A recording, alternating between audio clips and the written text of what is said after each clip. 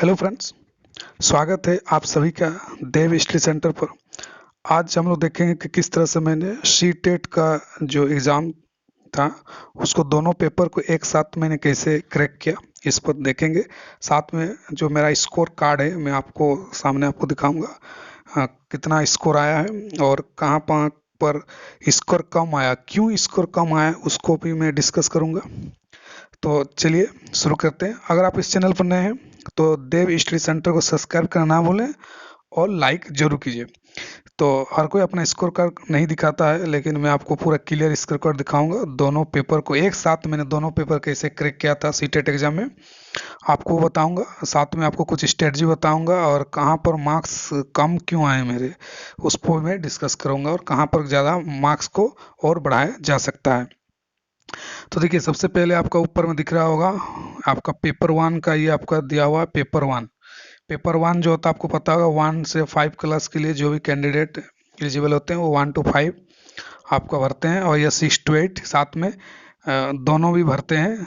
जो क्योंकि बीएड वाले पहले दोनों भरते थे, लेकिन अभी 1 to 5 में एलिजिबल नहीं है, इसलिए 1 to 5 नहीं भर रहे हैं, सिर्फ आपका 6 to 8 क्लास को भर रहे हैं। तो यहाँ पर देखिए स्कोर जो आया है आपका, मैं दिखा रहा हूँ आपका चाइल्ड डेवलपमेंट पेडागोजी आपको दिख रहा होगा, उसमें आपका जो यहाँ पर स्कोर है आपका, यहाँ पर देख सकते हैं कि 28 से आउट ऑफ 30 आपका 28 मार्क्स से 30 से, जो बहुत ही अच्छा स्कोर है। ये स्कोर होना ही चाहिए, तभी जाके आप सीटेट क्वालिफाई कर पाएंगे। उसके बाद मैथमेटिक्स में आपका 21 आया है 30 में से। इन्वायरमेंट स्टडी में 17 मार्क्स आया है। इसमें थोड़ा रिवीजन का कमी हो गया, कुछ क्वेश्चन ऐसे जो इजी थे, लेकिन उसमें भी आपका अगर अच्छा से नोट्स रिवाइज नहीं किए रहेंगे तो फिर आपको भूलने का चांस रहता है। तो ये आपका इतना स्कोर रहा। लैंग्वेज वन आपका 22 मार्क था, ये भी आपका 20 से अबव है, ठीक है। तो ये है। उसके बाद इंग्लिश लैंग्वेज 2 में आपका देखिए, लैंग्वेज 2 में मेरा 18 मार्क्स आया, 18 मार्क्स आया है। इसमें क्या हुआ कि इंग्लिश में पैसेज जो रहता है इतना इजी पैसेज नहीं रहता है। पैसेज का एक लेंदी पैसेज रहेगा, पैसेज को पढ़ के आपको बनाना पड़ता है। और कई बार बायोलॉजी आपका बायोलॉजी का पैसेज डाल देता है, आपका साइंस का कोई भी एक पैसेज डाल देगा, हिस्ट्री का कोई पैसेज रहेगा, साइंस आपका हेल्थ रिलेटेड कोई पैसेज डाल देता है, और फिर उसका पेडागोजी क्वेश्चन। तो अगर अच्छा से रिवाइज रहेगा तभी जाके 20 ऊपर 20 आपका 2-3 लाया जा सकता है, अच्छी अगर आपको कमांड है इंग्लिश के अंदर। नहीं तो फिर स्कोर करना काफ़ी दिक्कत हो जाता है, और टाइम मैनेजमेंट भी ध्यान रखना पड़ता है। पैसेज को फास्टली आपको पढ़ना पड़ता है, फिर आपका पेडागोजी और ये सबको अच्छा से अगर इंग्लिश को समझ पा रहे हैं तभी आपको स्कोर कर पाएंगे। नहीं तो फिर आपको हिंदी में आपको टारगेट रखना पड़ेगा, हिंदी को ही ज़्यादा स्कोर करें। अगर हिंदी में आप ज़्यादा स्कोर कर रहे हैं, फिर इन्वायरमेंट में कर रहे हैं, और ये आपका सीडीपी, तो आप इजी से आपका मोर देन 100 क्रॉस कर पाइएगा आप।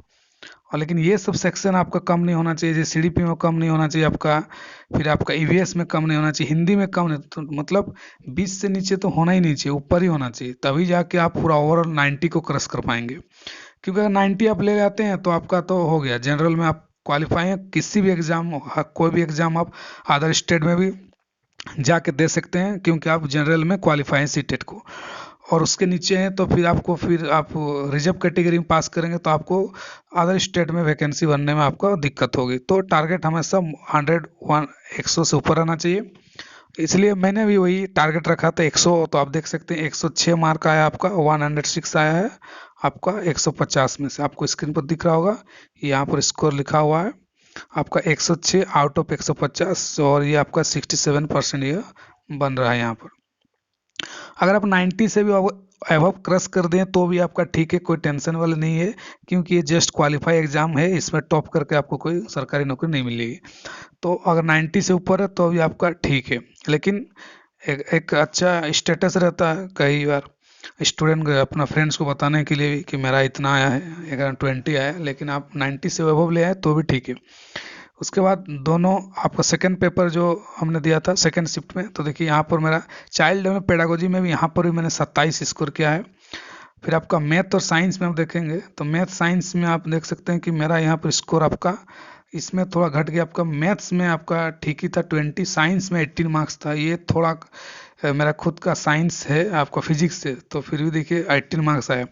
क्वेश्चन इतना लेंदी रहता है, कई बार कहाँ से उठा क्वेश्चन खुद डाल देता है कि कुछ कई बार समझ में नहीं आता है। तो इसमें थोड़ा स्कोर ज़्यादा होना चाहिए मेरे हिसाब से। तो उसके लिए और अच्छा से और प्रैक्टिस से कम साइंस में तो आपका मोर देन 20 होना चाहिए। तो मैथ में मेरा 20 आया। और इस तरह से फिर आपका हिंदी में आपका लैंग्वेज वन में आपका 22 मार्क मेरा है। आपका जो पहला लैंग्वेज मेरा हिंदी रखे थे, तो यही वाला सबसे फ़ायदा होता है लैंग्वेज हिंदी रखने का। आप ज़्यादा 22-25 भी स्कोर कर सकते हैं आप जब हिंदी वन को आप रखते हैं। ऑलरेडी मैंने एक वीडियो बनाया हुआ है, वहाँ जाकर देख सकते हैं कि लैंग्वेज वन और लैंग्वेज टू में, लैंग्वेज वन हिंदी और लैंग्वेज टू में आपका इंग्लिश रखने के क्या फ़ायदे हैं, मैंने ऑलरेडी एक वीडियो बनाया हुआ है देव स्टडी सेंटर पर, वहाँ जाकर देख सकते हैं। आपको क्लियर हो जाएगा क्या फ़ायदे हैं, और मैं आपको अपना स्कोर भी दिखा रहा हूँ। यहाँ पर देखिए इंग्लिश में मेरा जो लैंग्वेज टू मैंने इंग्लिश रखा था, वहाँ मेरा 14 मार्क्स आया, 14 मार्क्स आया। वही यहाँ पर पैसेज और पेडागोजी, पैसेज डिफिकल्ट हो जाता है, और लास्ट टाइम में इसको मैंने सॉल्व किया तो टाइम मेरे पास ज़्यादा बचा नहीं था, स्पीड मैंने पढ़ के सारा क्वेश्चन को सॉल्व किया, तो स्पीड के चक्कर में कुछ यहाँ पर गलत भी हो गया, तो इसलिए मेरा 14 मार्क्स आया। इसको भी अच्छा अगर तैयारी किया जाए तो और भी स्कोर किया जा सकता है, लेकिन हम मेरा टारगेट था कि 100 क्रॉस करना है, डबल सेंचुरी पार करना पेपर वन पेपर टू, तो वही टारगेट मेरा प्लान सक्सेस हुआ। और यहाँ पर मैंने 101 मार्क ले आया आपका 150 में से। और इस तरह का दोनों पेपर को एक साथ मैंने सीटेट का एग्ज़ाम को एक साथ दोनों पेपर को क्वालिफाई कर दिया। तो आप भी अगर इस तरह का मेहनत करेंगे तो आप भी एक साथ दोनों पेपर को क्वालिफाई कर सकते हैं। तो साथ ही में आप मेरा टेलीग्राम चैनल देव स्टडी सेंटर से जुड़ सकते हैं। देव स्टडी सेंटर टेलीग्राम चैनल मेरा, आपका टेलीग्राम में सर्च करेंगे आपको वहाँ पर मिल जाएगा, कई सारे के नोट, सीटेट के नोट, जेटेट के नोट, आपका सीडीपी के नोट, कई सारे नोट्स मैंने शेयर किया हो, काफ़ी आपको हेल्पफुल होगी। साथ ही मैंने क्लियर एक स्ट्रेटजी मैंने ऑलरेडी बनाया हुआ यूट्यूब पर डाला हुआ मेरे चैनल पर, वहाँ जाकर आप देख सकते हैं कि आप किस तरह से पेपर वन को क्वालिफाई कर सकते हैं, फिर आप किस तरह से पेपर टू को एक ही बार में क्वालिफाई कर सकते हैं बिना किसी बुक्स का। सिर्फ आप यूट्यूब का वीडियो लेक्चर प्लस आपके जो कुछ नोट्स है जो ऑलरेडी मैंने टेलीग्राम पर डाला हुआ, और अगर आप वो वीडियो आप देखेंगे कि किस तरह से मैं पेपर टू का तैयारी करूं, किस तरह से पेपर वन का तैयारी करूं, कंप्लीट स्ट्रेटजी मैंने बनाया हुआ है, रणनीति है, मास्टर प्लान है, एकदम अच्छे से प्लान करके करेंगे तो एक बार में आपका सीटेट हो जाएगा।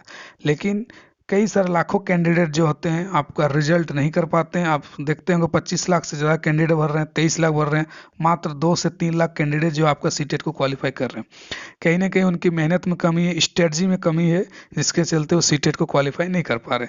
तो आप एक बार मेरा स्ट्रेटजी को जरूर देखिए, आपको काफ़ी हेल्प होगा। स्मार्ट तरीके से कैसे पढ़ना है, 1 मंथ में सीटेट को कैसे निकालना है, तो आपके लिए काफ़ी हेल्पफुल होगा।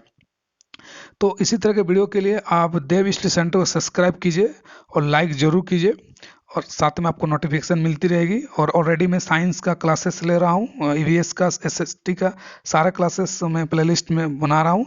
प्रीवियस ईयर पेपर को मस्ट देखना ज़रूरी है। अगर आप प्रीवियस ईयर पेपर को देखेंगे तो वहीं से आपको आइडिया बन जाएगा कि आपका पढ़ाई किस तरह का करना है, कितना लेवल का करना है, तो आपको काफ़ी हेल्पफुल होगा। तो मिलते हैं किसी और वीडियो के साथ। Thank you so much.